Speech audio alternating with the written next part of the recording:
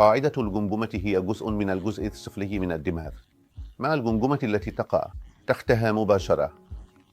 قاعدة الجمجمة مهمة جدا لأنها تمر من خلالها الحبل الشوكي والهياكل العصبية الوعائية المهمة الأخرى.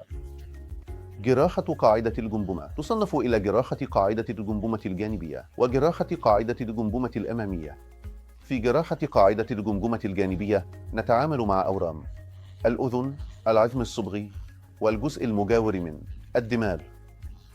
في جراحة قاعدة الجمجمة الأمامية نتعامل مع أورام الأنف والجيوب الأنفية، الغدة النخامية، الأورام الناشئة من الفص الجبهي، الأورام الناشئة من الأعصاب الشمية والتي تسمى بالورم العصبي الشمي، وحالات مثل تسرب السائل النخاعي.